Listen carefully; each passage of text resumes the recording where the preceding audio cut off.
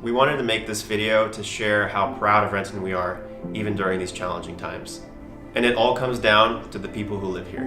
When the pandemic broke out in Seattle, for example, our Chamber of Commerce stepped up to help small businesses find resources, make decisions, and be the leaders we needed them to be. When we were all forced to stay home, people like the Yankee Grill provided to-go breakfast for the Renton School District. Bigger Ground Fitness did charity fitness trainings for families in need of food and connected them with local restaurants. And even my son Josh and his family are doing kind of a feature day where each of his kids are able to choose what they want for dinner and what activity they're going to do after dinner. And when the public was panicking, true leaders emerged like Don Brown, who helped spread the message of hope to high school seniors that felt robbed of their senior year. This city is special because we've proven to rally together and help each other out. And when we're back up and running, we know it's our responsibility to keep all of us together, continue sharing stories and calling people to massive action. We did this video because we wanted to share how proud we are of Renton, and also share our commitment to keep Renton activated, inspired, and known around the world. We're looking forward to contributing to the resurgence of this city and standing shoulder to shoulder.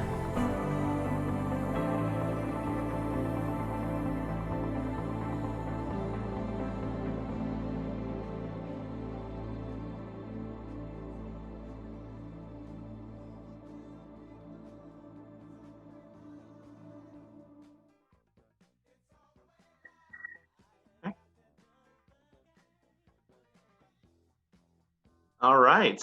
Well, hey, everybody. Welcome to Renton Live. I'll be one of your hosts today, Josh Hudson, along with Melissa Hudson. Oh, my beautiful wife, Melissa. And actually, Melissa's going to be giving a real estate update. She is a hotshot real estate agent in the Renton market, aren't you, babe?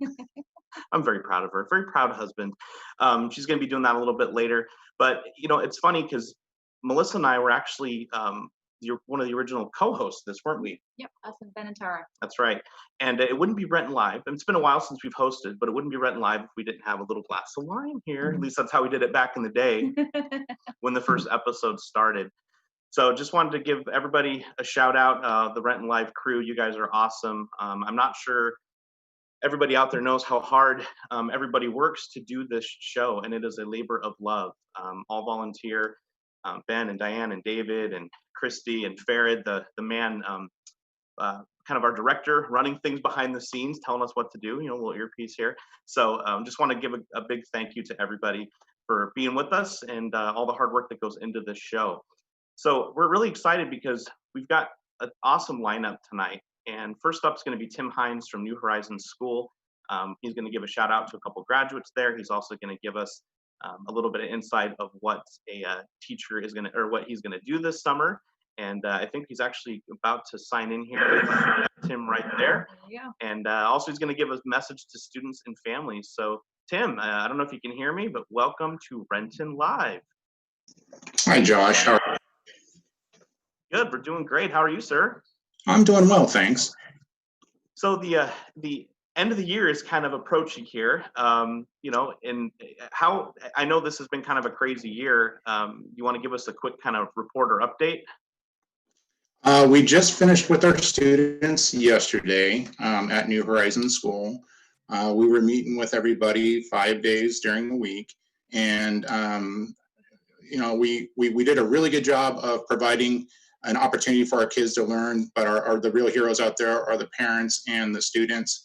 They really took the opportunity to engage, and it was a pretty good end of the year despite all the different troubles.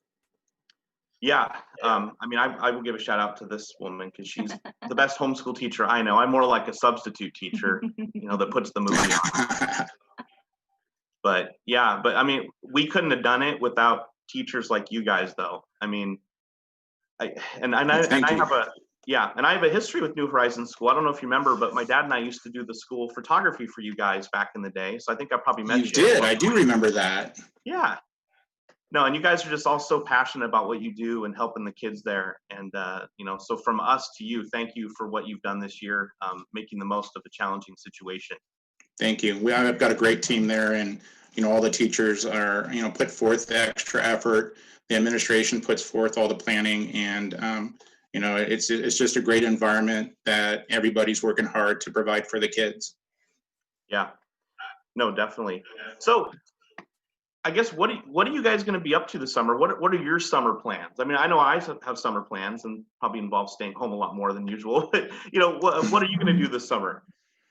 Personally, I'm going to be probably helping getting things ready for the fall, and I'm going to be working on a lot of different hobbies.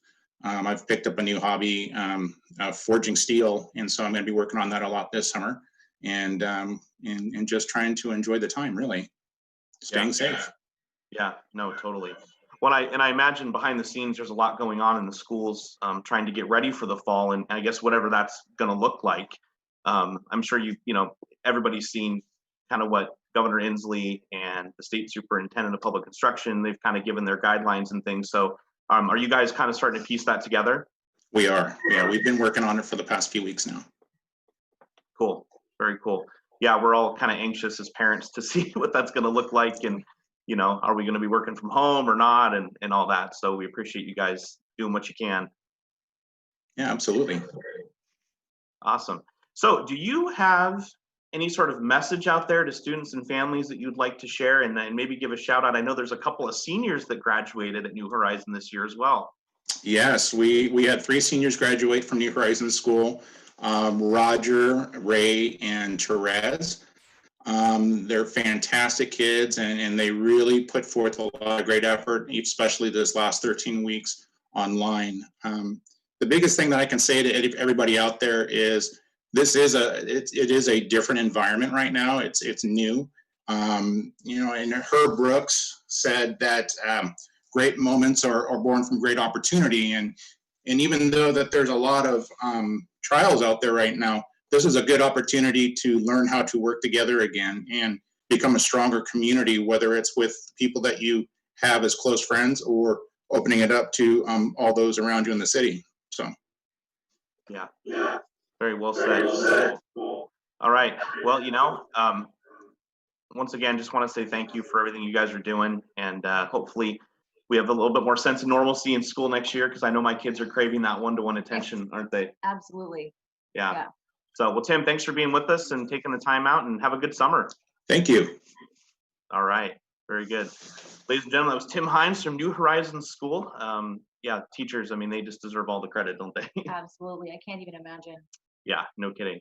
All right. So, one of the reasons why we were chosen to host, Babe, right, is my handsome good looks, I'm assuming, right? Just kidding. Charming personality. Oh, is that what it is? Well, I got you, didn't I? So, because Melissa, you are in real estate, and you're on the Rosie Rourke team. Yep. Okay, which is kind of based out of Fairwood, but Renton and Fairwood and Kent, that's kind of like your jam. Absolutely. So a lot of people have been asking, for like, hey, can we get like a real estate update? And so on today's show, we've got you, right? We're going to talk here for a couple minutes about real estate from the real estate agent side of things. And then we're going to transfer over to Gregg Anderson from Caliber Home Loans, who happens to be one of our friends and one of your preferred preferred lenders. Absolutely. Perfect. So where would you like to begin? So I think the biggest question is, people think like, how is the market today? With COVID, all the new regulations, how are things going? And you guys, it is a crazy market. It is a seller's market. There are bidding wars. We have low inventory. People want to buy, people want to sell. And the rates are so good, which Gregg, of course, can speak to that. And that's really that's where we're at right now. And, we had I'm with John L. Scott, and we had a team kind of update from Lennox Scott, who is our, of course, the John L. Scott. And it really, he really came out and talked about how South King County was the least affected as far as the home prices and availability. And so we are really strong, and our home prices staying strong. The market is average days on market is 4 to 10 days, depending on price range.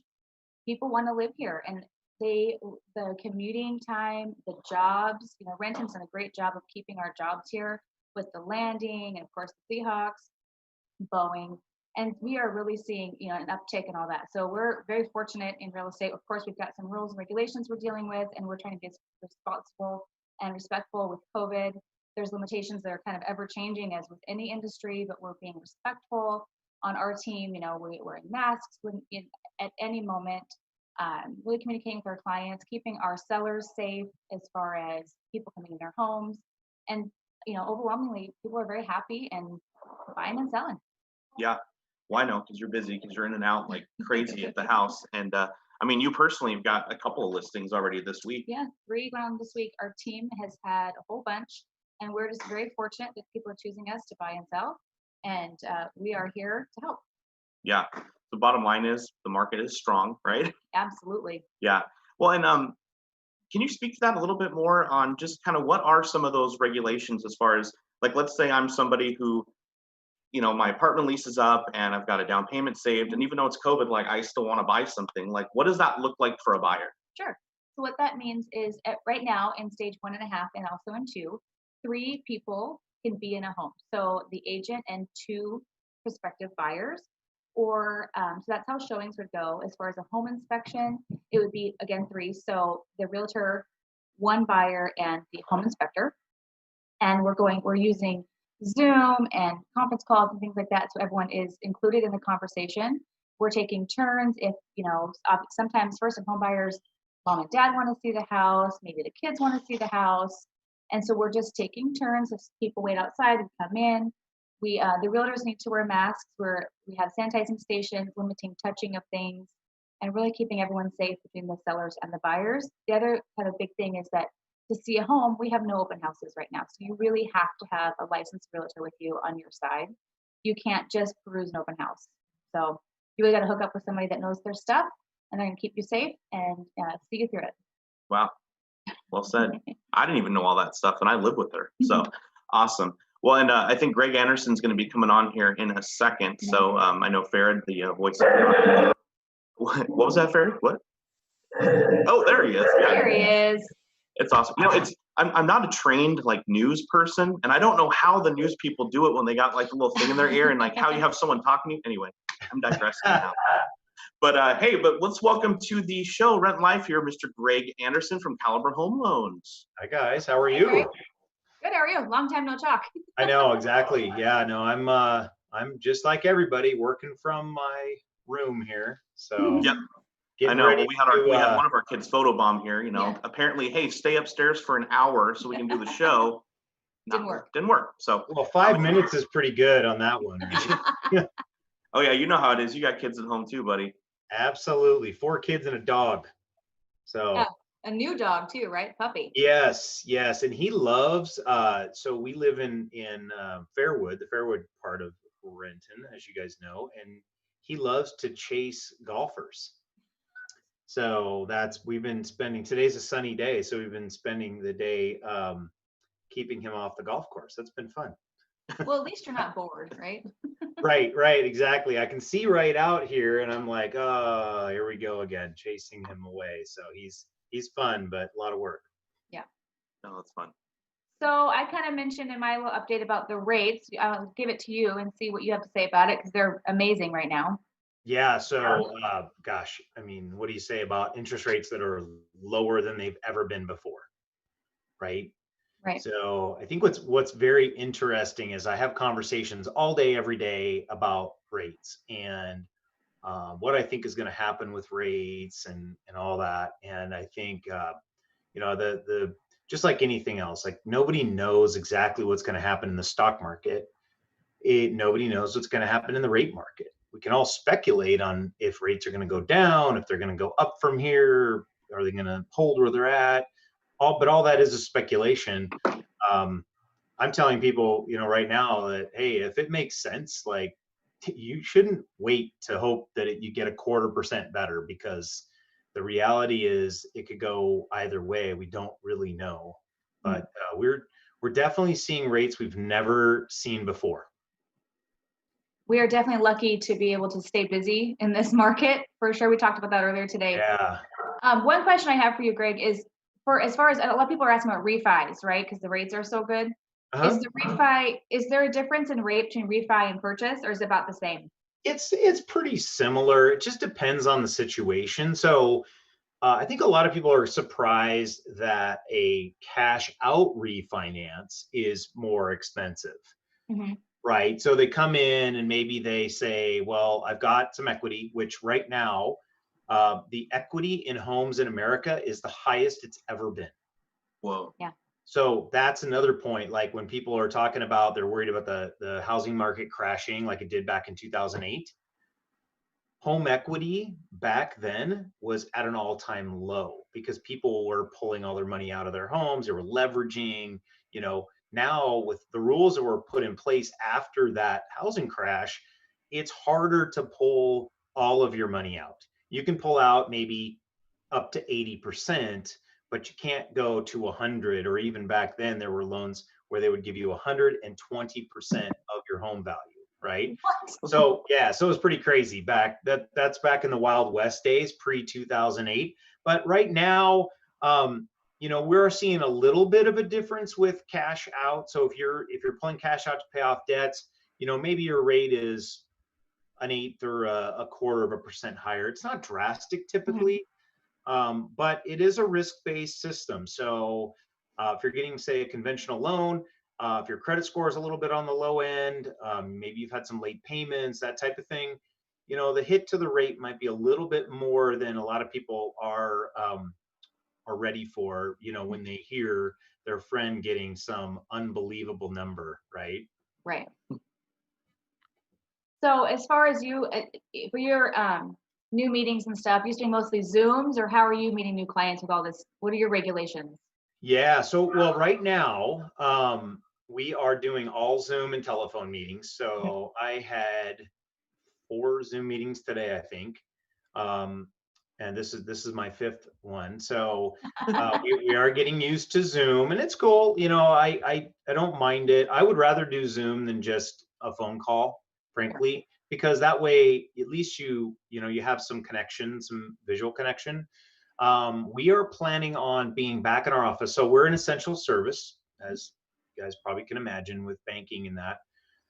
We decided to close our office down for COVID to try to, you know, help the spread. And so we did that, and then we switched companies. So that with the state of Washington, they require that the office space is also relicensed. When I switch from one company to the next, I have to have my license transferred. Same thing with the office space. So that takes a little bit of time. So while we've been off for COVID, we are also rebranding our office, which is right down off of Maple Valley Highway, right next door to the Starbucks. So that's not good for my caffeine intake. But they've taken all of the old company signs down. Caliber Home Loan signs are coming up as fast as we can get them produced and get them installed. So we'll be back in there. I'm hoping that we'll be working in there by the end of the month. Good. Well, your location is great for people in Renton. You know, some people live in Maple Valley, work in Renton, and you know, your location's just spot on for anyone. Renton Highlands, Fairwood, you kind of get the gamut of everybody there. Yeah, I love that. I love the location. I'm a little biased because it takes me 5 minutes from my front door to my office door. So I'm pretty spoiled in that regard. That's awesome. Yeah. So would you have any tips if someone's looking to, you know, reach out and buy or refinance? What do you think is one thing what's the biggest question, or what's a tip that somebody has as to why they should do it now? Yeah. Well, I can tell you rates have never been lower than they are right now. So, I mean, if that's not enough motivation to at least look at your situation, I don't know what is. Mm-hmm. I think where a lot of folks are confused is this is also very unprecedented times for our industry. So with rates where they are right now, there's estimated that there's about 7 to 8 times the normal demand for mortgages than the system can handle. Okay. So you can imagine what would happen if on anybody else's job, if all of a sudden they came and they said, here's 7 to 8 times more work for you. And oh, by the way, we're not going to give you more people because we can't hire more people because they're just not available. Right. Yeah. That's what's going on. And so I think a lot of people are programmed to, hey, I'm going to get a mortgage. So I'm going to call Gregg, and I'm going to call somebody else, and I'm going to call 3 different people, and I'm going to try to get quotes and do your due diligence, which is absolutely 100% the way you should still try to do it. What you have to understand is every company is handling it differently. How we're handling refinances is we're taking them, we're getting people approved. So we're getting some commitment, some work on their end that they're going to get us all their documentation, that we're going to go through the process of going, doing all of the legwork. And then once we're through that, that's when we're going to lock people in.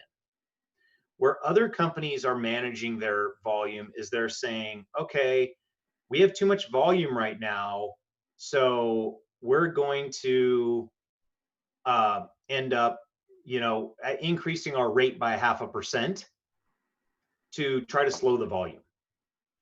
So everybody's handling it a little bit differently. So what I would tell somebody if they're looking to refinance or buy and want to, try to get the best thing is interview a couple lenders. That's fine. And then figure out who you want to work with, because at the end of the day, the rates and the fees and everything are so similar right now that really the only, 99% of the mortgages done in the country are going to be backed in some way by the government.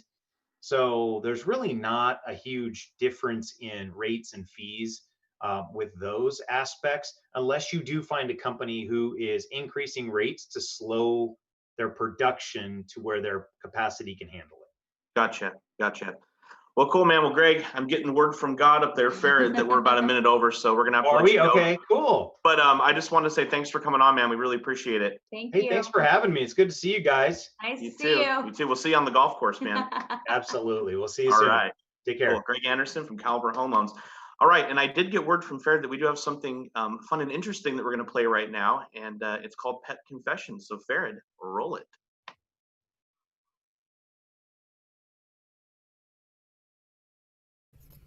So, yeah, I'm just a little concerned about my humans. I mean, at first, this was like the best time of my life, and now, I'm not even sure if they're, like, showering. I mean, I'm clean. I lick my butt like 57 times a day. But now, I don't even know if they are changing their clothes. So yeah, for once, the stupid dog is right.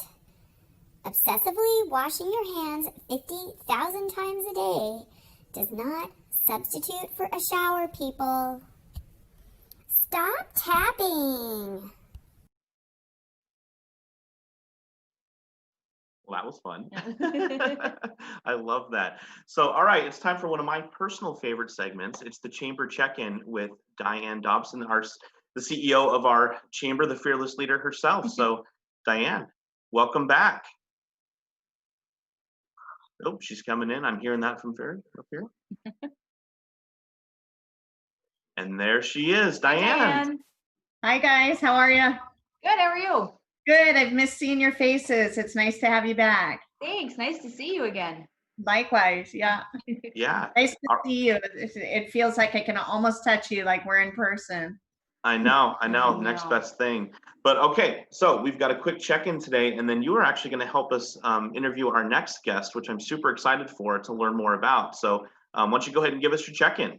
Yeah, so down at the chamber, we've been busy with phase 1.5, and we're hopefully looking forward to rolling into phase 2. So the chamber's finding ways to not only support our local businesses, but find creative ways to encourage our community to start to safely get out and explore those businesses. So some of the things that we have going, we have Support Your Local Bingo. That is, each month we're going to have a new bingo card that goes out. You can print your own card, and as you visit one of the businesses, you check off the box, save your receipt, and when you have a bingo line, send it into the chamber for an opportunity to win prizes. This last week, Amber Saxby from Rock Project Management won a $100 Melrose gift card. So the prizes are good prizes and worth the effort to do it, especially if you're shopping there. It's also a good opportunity to get out and try a new business. We've got the flash drive, which every Monday, Wednesday, and Friday, we're doing a business highlight for 48 hours of a local small business. Individuals can donate money, which will go directly back to that business with the intent to purchase gift cards. And then those who have donated a winner will be selected from those who have donated to receive a gift card. The bigger the donations, the more opportunity for prizes. Cool. We have Tasty Tuesdays. So food trucks are not allowed at the market this year. So the chamber is providing the place for food trucks to stop. So stop down on Tuesdays between 3 p.m. to 7 p.m. To pick up food from either Rain City Catering, or we will have another revolving truck each week. This next week, we have the Timm Highlands, their food truck. That used to be the old brick and mortar up at the Sunset Shopping Center up there. And then we started a blog. About 2 months ago, we started the Renton Junction blog, and we're lucky to have local community leader and chair of the Renton Municipal Arts Commission, Mary Clymer, joining us with her creative talents as a guest blog writer. You'll see blogs coming out about 2 times a week with contemporary news and information, both on chamber functions and business information, as well as community events and happenings. The cool thing about the Renton Junction, it has a lot of history behind that name. For me, and personally, it was the name of one of our family racehorses that used to race at the Long Acres racetrack. But even more historic is it was the local grocery store where goods and services were sold, and where the interchange was for trains making their way to and from Renton, Kent, Tacoma, and Seattle. So which is appropriate considering the chamber is located in that old train station. It was a busy hub and country store where many traveled through to exchange information. And that's our hope of continuing to make connections within the community and exchange that information. Mary recently discovered in some of her research for her recent blog that the Renton Junction used to be the location for historic all-Black picnics that were held in Renton. Oh, wow. And her most recent blog is titled Juneteenth 2020, Celebrate and Connect. And this is also known as Freedom Day and is considered to be the longest running African-American holiday, which celebrates the effective end of slavery on June 19th, 1865. So you can check out the blog at gorenton.com. And then that's it for my updates. But I know we have a video and more information coming from Dr. Reverend Linda Smith on Juneteenth. Yeah. I was going to say, nice segment, Diane, because that's exactly what we're going to be talking about. Yeah, with perfect. Dr. Reverend Linda Smith talking about commemorating Juneteenth, and we're super excited for that. And yeah, we do have kind of a short 2-minute video we're going to play here as a lead into her. So Farrad, roll it when you're ready.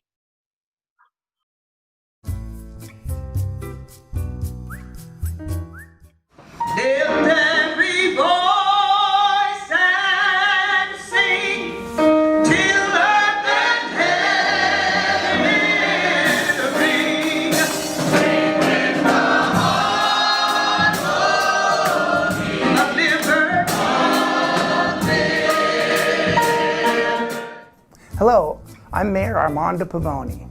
I'm happy once again to proclaim June 19th as Juneteenth this year. Please join me in this virtual celebration. One of the ways that we truly make Renton an inclusive city and one in which everyone feels valued and respected is if we really begin to share and invite each other to our cultural celebrations and events so that we have a more of a unified community where we acknowledge and understand and learn more about each other and learn and have fun. I am Black. I am Black. You can quote me on that. I am unapologetically Black. Juneteenth is an opportunity for us to really educate ourselves, but not necessarily educating us as African American, but educating the general public about the history of slave and about the history of this country in terms of violence against Black and brown bodies. When people know better, I think they do better. And so when people learn the history of the pain and suffering that we've endured, it awakens their consciousness to rise and to see us as one of them, but also to help to bring about solution in our community. So I think Juneteenth has been very enlightening for us. We've had amazing speakers that have shared history, like Dr. Maxine Mim, who is really a foundational root in the King County area. And I think our mayor and our city officials who've walked alongside of us, who've helped to support the program, who've bought into it, really makes a difference in terms of us moving forward in a way that brings about healing and wholeness in our community.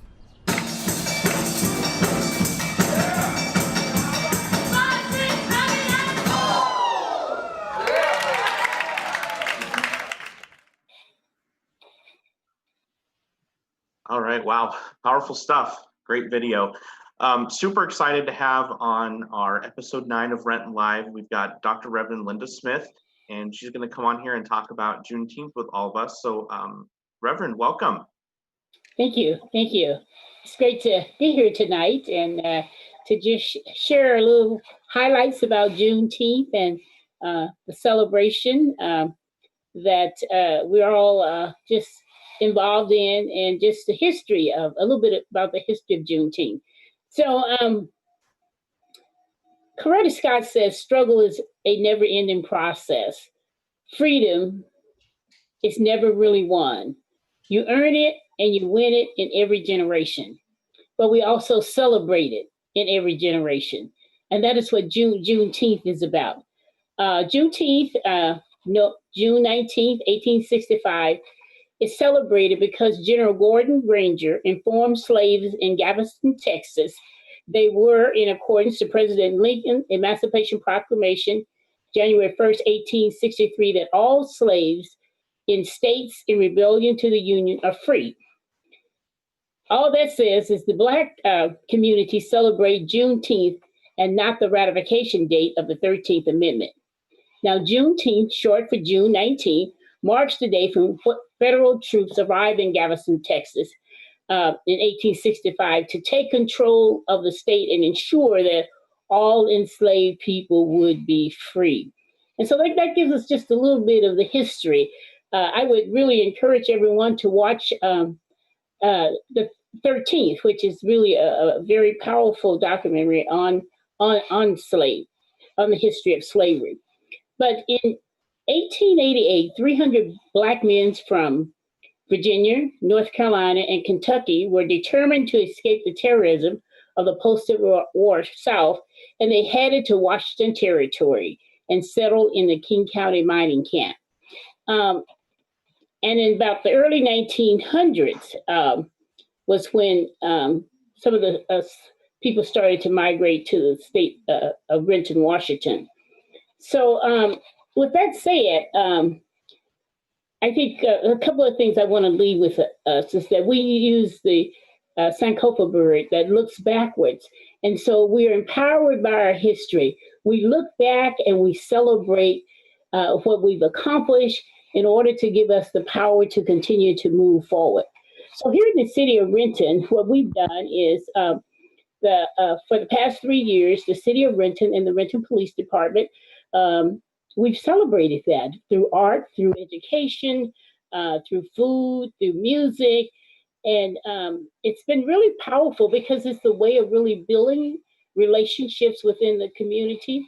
Of course, because of COVID-19, this year we have a virtual tour. And I don't know if you've had a chance to see that, but I would encourage everyone that's listening to me tonight to go to the Renton website and to look at that beautiful document that's put together, and it sort of draws on some of the past things that we've done in the future. There's a beautiful virtual tour of the history of the city of Renton put on by John Houston, who's a longtime resident here in the city of Renton, and Benita Horn, and they give an amazing history of Blacks here, African Americans here in the city of Renton. So I would encourage everyone to take the opportunity to look at that. So this weekend, there's a couple of things that's going on. Of course, the virtual tour is really an opportunity, I think, for all of us to see it, hear, information from our mayor and just, the community at large.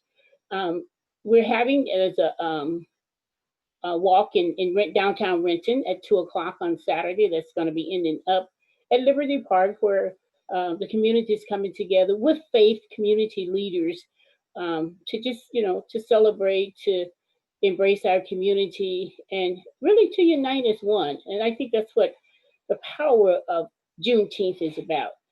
And finally, I just want to encourage us all to become aware of the history of African Americans, the journey that we've taken on, the journey that we continue to take on, but also to celebrate the many accomplishments that we have. So I am just really excited and delighted to be a part of the Renton community and to celebrate our African American history and celebrate Juneteenth. It's been pretty powerful, and we look forward to in the future to making it even bigger within the community. So thank you. Well, you're very welcome. Yeah, we appreciate you being on here. It's important stuff. And I know me personally, I could educate myself better. So I'm going to go check that out on the Renton website once we're done with this. It sounds really interesting. Yeah. Thank you. So, yeah. Dr. Smith? Yes. So many times our Juneteenth it seems like we are continually educating people and people are becoming more aware of this special celebration. And to me that's a shame. And right now it's so pivotal with everything that is going on, this marker in history. How do you think we can continue to celebrate and grow this as a celebration within our community, or do you have ways that you would love to see this grow in the future? I know COVID really puts an impact on the way we can celebrate this year. Are there ways that we can look forward to the future in building this celebration and really making it something that people don't say, what is Juneteenth, that it is as well known as every other holiday that we celebrate, this one especially so? Thank you. That's a great question. And, I think some of the ways it's starting is that in our schools, our school system is a way to really educate our students, and in organizations. One thing is to, do small pieces every month.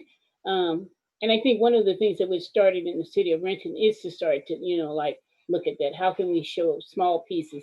I know the museum has been very good about including that in their program. So I would say that even in the past 3 years, the level of knowledge that people have about Juneteenth has just risen, all because of some of the things that we've done. So, the museum, in our libraries, having information and history about that, certainly the documentary 13th, and there are others as well that gives us information. But the more we can promote it and have flyers within our community and, including it in different segment and population of what we do will increase that. So. Absolutely. I would love to see it talked about more in the school system as well. And each generation, we seem to get better than the generation before. And so if we can start young and providing the proper education of the history that was lived, I think it would be a better world for all of us. Are there any communities that you feel do just an exceptional job at celebrating Juneteenth and recognizing the same? Say that again. I'm sorry. Are there any communities that you can say these are showcase communities on the way they have celebrated and uplifted this as a holiday? Or Kent does a very good job, and they do a park. Of course, they're not doing it this year, but they do it in the park, and all different vendors and things come together. They have speakers and dance. So. That's one of the things that we were looking at here in the city of Renton. That way you engage more of the community. The King County Juvenile Justice Center, the judges there do a really good job. And what they do is they take up 2 streets and they post art and the artists have pictures, and then they have on the site drawing and displayed, just talent. So those are a couple of the ones that I have just really seen that really sort of highlighted. One of the things that I would like to say, there's this organization back in DC saw one of our emblems on our Juneteenth website emblems. So it's now this year they've posted it nationwide for all people to see. So I'll try and get that and have that put on our website here in the city of Renton. But I mean, that's like, wow, nationally, they said, look at Renton, look at what they were impressed with what we had done in terms of the art and the graphs of our of the programs and things that we've done. So yeah, so there's so many different ways, but those are in this local community that I've seen that have done a really good job. Yeah. Well, thank you for sharing, and thank you for being here again with us tonight. And you have done such an exceptional job within our community, as a leader within our community. And I believe that Juneteenth is there. The awareness is increasing over the last 3 years, and that is with you as a driving force to the same. So thank you very much for everything that you do, Dr. Linda. Thank you. And this is certainly a great opportunity tonight to expose it. So thank you all so much as well. So thank you. Nice to have you. Thank you. Yep, nice to have you. And Diane, thanks for sticking around. And actually, perfect timing, Diane, because, episode 9, Renton Live, I mean, back when we first hosted the, first and second episode, this thing was kind of slapped together. I mean, we got full-on production crew now. We even have a live correspondent in downtown Renton that we are going to go to live. Oh, Barrett's telling me, yep, he is ready. Let's go to our live downtown Renton correspondent right now with an update. Good evening, I'm Erasmus the Dragon with DTR News 1. The Washington State Department of Health accepted a plan to allow for limited openings of recreational, social, and business activities in a modified Phase 1, or what's being called Phase 1.5. Establishments throughout downtown Renton have been reopened this past week to much excitement. There are limitations like 25% capacity of shoppers and patrons maintaining a distance of 6 feet. Fred Fickelstein with the city volunteered to help enforce the limitations by using his trusty measuring tape and his handheld tally counter. Road work in downtown Renton continues and remains loud and annoying, similar to visiting in-laws. New traffic signal changes were implemented at South 3rd Street intersections and consist of all-way stops at Wells and Williams. We're being told there's an increase of welcoming hand gestures, intriguing exclamations, and an abundance of niceties in which drivers insist that you go first, and no, you first, followed up with, please, I insist that you go first. And finally, the Renton Farmers Market reopened on June 9th, and yesterday they completed their second successful day. This is a huge deal, people. Although different in many aspects from seasons past, the market continues on with happy shoppers perusing the booths of local farmers and bakers. However, there was a small incident as a shopper attempted to take a leak. They ended up buying 3. Reporting live from downtown Renton, I'm Erasmus the Dragon, soaring high with DTR News 1.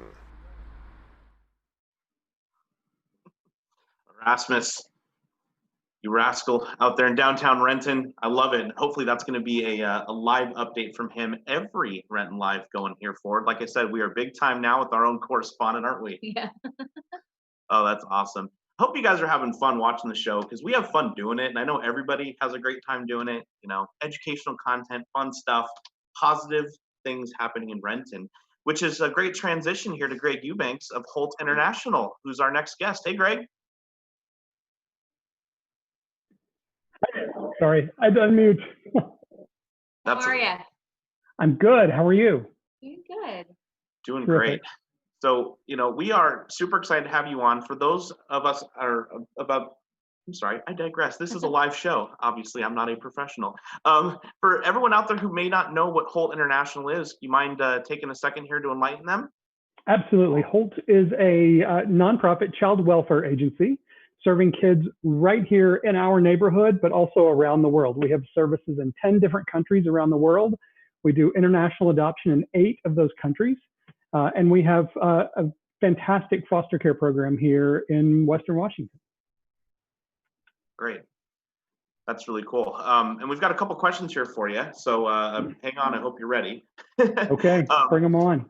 So one thing that we were thinking about is, what is the reality for children in foster care right now, you know, kind of during COVID and things are going on, and for families who, and also for the families who are fostering them? Yeah.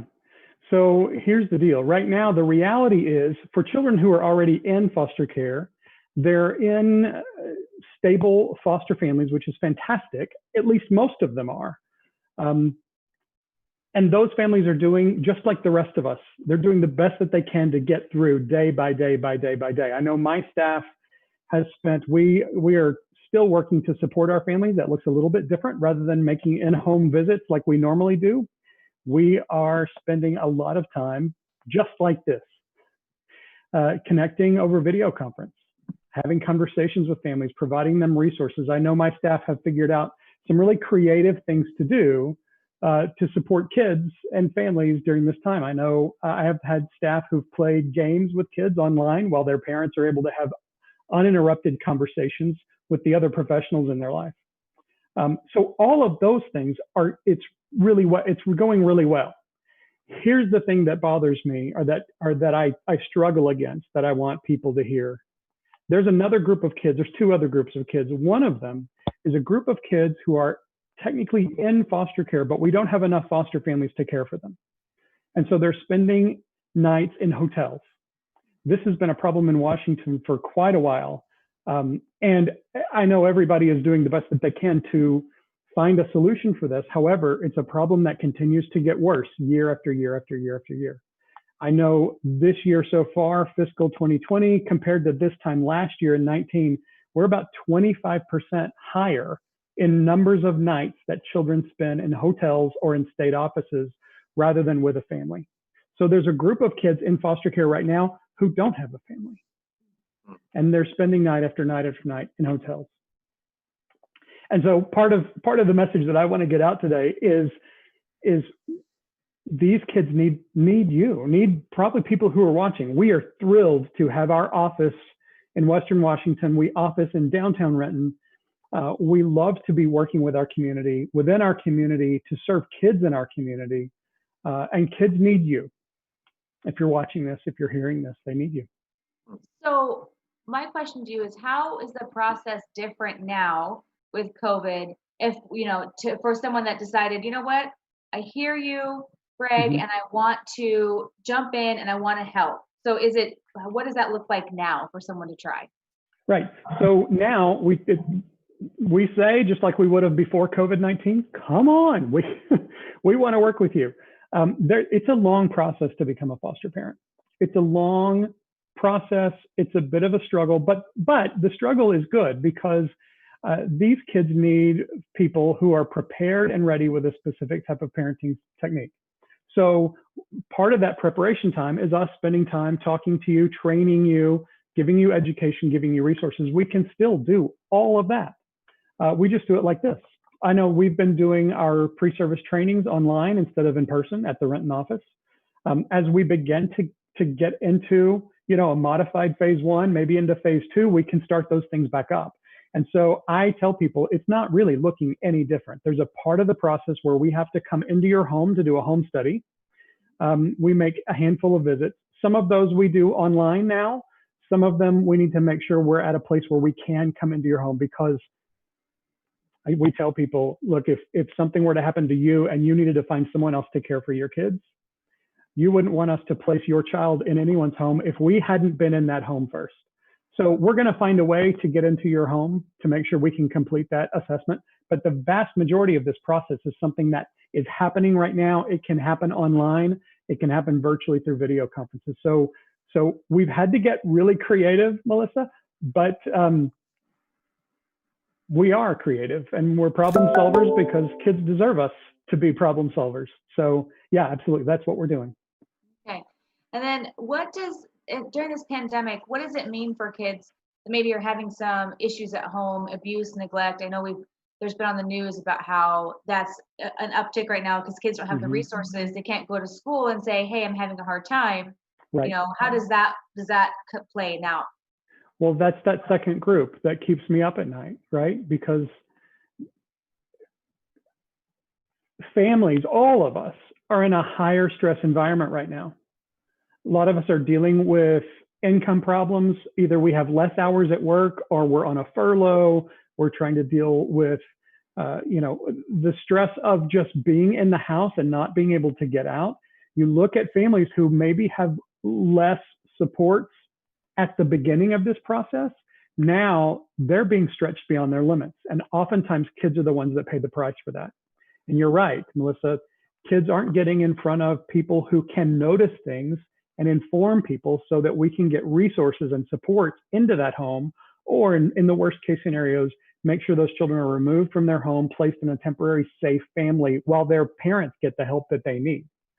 So right now there's a group of kids who are in home, they are isolated, and their families are, I'm sure, at the end of their rope, and kids are paying the price. And so what we're going to see, I believe this with every ounce of my being, is as we continue to reopen, we're going to see a skyrocket of reports of abuse and neglect. And that means the system that's already overtaxed is going to be flooded with kids. And I want to be, at Holt, we want to be a part of the solution to say, that's okay, because we've been working to get families in the front door so that they are ready for you. When someone finally sees your reality and is able to temporarily get you out of that situation while your parents get the support and the help that they need, we are all about reunification. I think that's a fantastic outcome, and it's one of the things that we're really excited to support. So let us keep your child safe while you focus on what you need to focus on, and then let us help transition your child back to your home. But those kids are going to need families. They don't need a hotel. They don't need a couch or a sleeping bag or a cot in someone's office. They need a family. And so we're trying to get the message out to anyone who may be sitting around and saying, there's so much going on in my world right now. What is something I can do? I feel so helpless. I feel so powerless. I'm stuck at home. What is it that I can do? And this is something you can do. This is something you can do right now. And we need you to get active right now so that you're ready when kids need you. So if somebody can't, or doesn't have the opportunity or the option to take in a child, what else can they do? How else can we help you? How else can we help? We need donations to help us. We need people to become ambassadors for us. Spread the word. If there's anything that I'm saying to you right now that's kind of a shock or a surprise, or there's probably 20 other people in your circle of influence who didn't know that either. Right. So hear what I'm saying and go out and tell people. I would tell, we've got a ton of resources on our website. That's holtforkids.org. We've got a YouTube channel of our own where we've been putting some informational videos out there, some educational resources that are not long, usually no more than 5 minutes, but just little pieces of information that people can go watch, get educated, and then tell everybody. And that's one of the things that I would ask most is help us spread the word. This is not something we like to think about. Certainly these days, when we've got a pandemic that is completely taking over our country, we are coming to terms with oppression and racial disparities and mistreatment and all of the struggles that our society is dealing with. I know we don't want to add child abuse and neglect on top of that. However, it is a reality. It's a reality for kids in our neighborhood there are 10,000 children in Washington state who are in foster care. 10,000. Wow. This is not a problem over there. It's a problem here. Wow. Wow.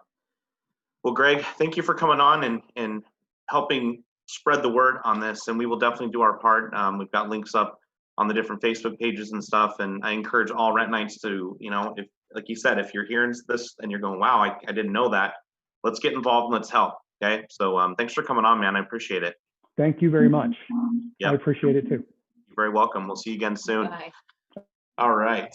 So after that, we are going to switch gears here. Our final segment of the show. There's this photographer guy who lives in Renton. His name's Bruce Hudson. Oh, wait, there he is right there. Hey, Dad, how are you? How are you?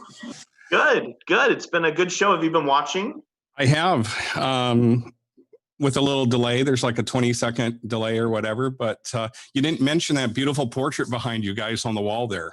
Oh, that one right there?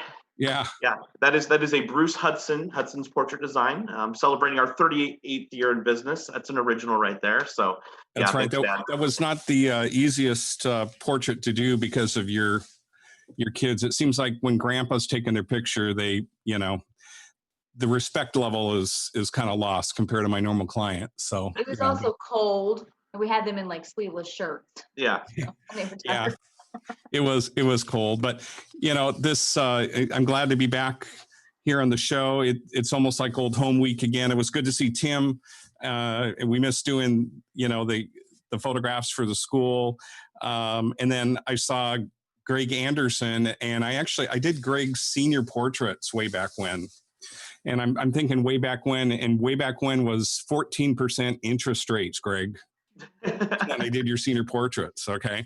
And then Diane, of course, I did your daughter's senior portraits too. Some of my favorite senior portraits I did of your daughter with the two dogs. I don't know if you still have the two dogs right down on the river, but let's see, anything else? I think that's it. So are we gonna let me screen share, Ferret, or are you gonna take control?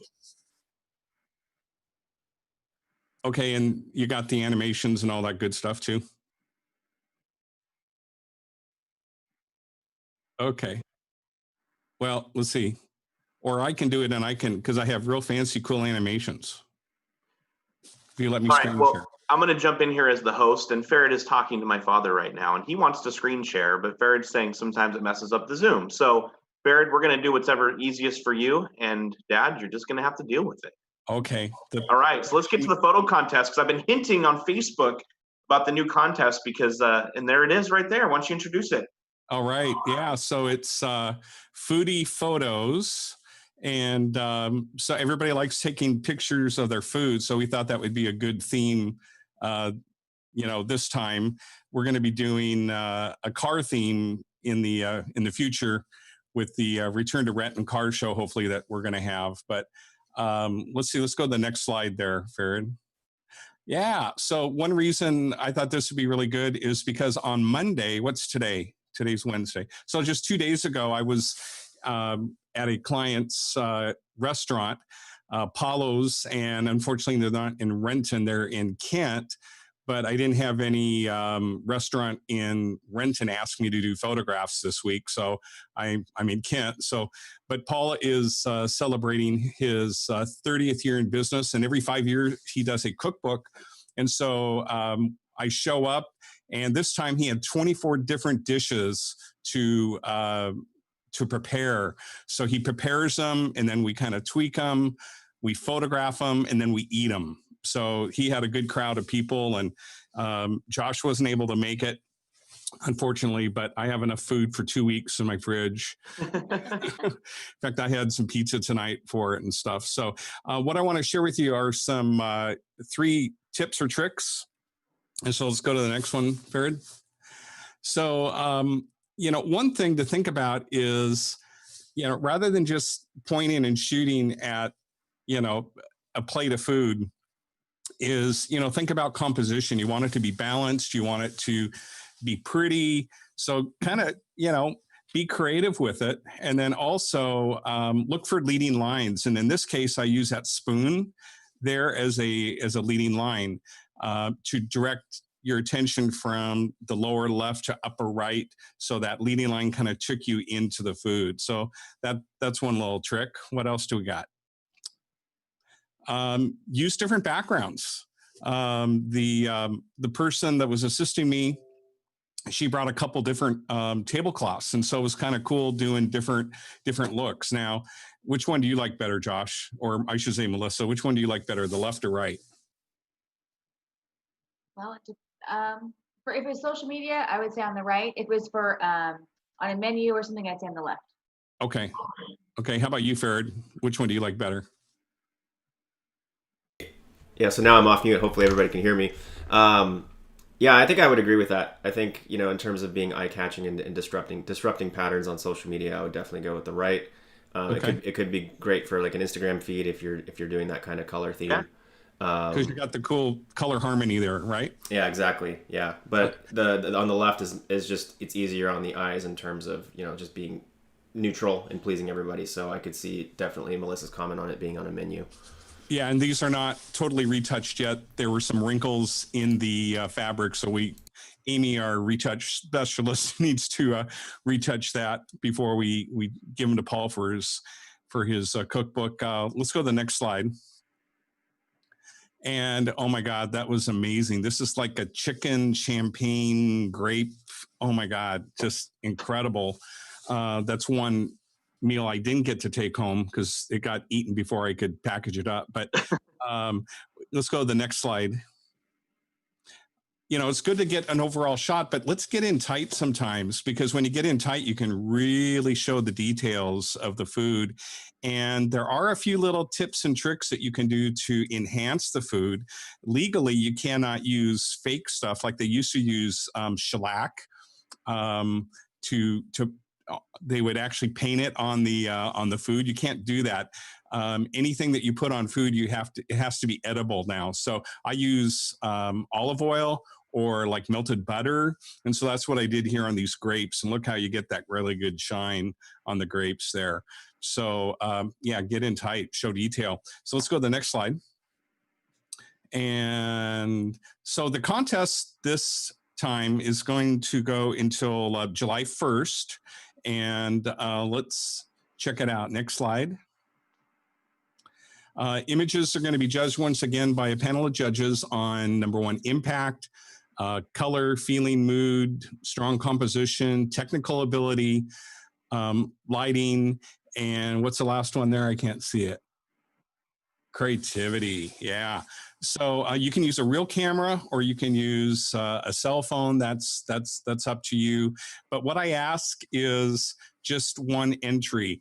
The last couple times, especially the pet contest, we had people sending 5, 6, 10 entries, and that was kind of unfair because some people only sent one. So only send one entry this time if you could.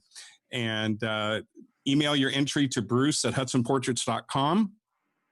And we will choose the best winners, and they will get valuable prizes. I'm going to let Diane and the chamber deal with that. So if you were a winner the last couple contests and you haven't been contacted about your prize, either email me or you can email Diane at the chamber or Christy, as part of the show. I'm not sure what links we have for that. But anyway, have fun photographing food, and I'll see you next time.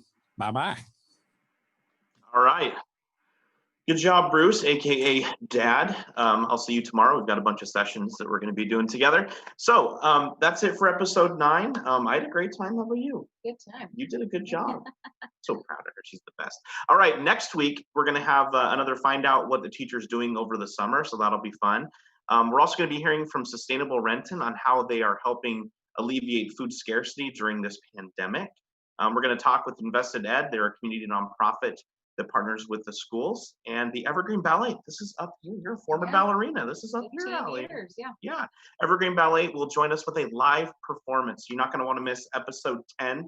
I'm super excited for that. So 10. Wow. I know, like, it's crazy. All right, Melissa and Josh Hudson here signing off. See you guys next time. Bye.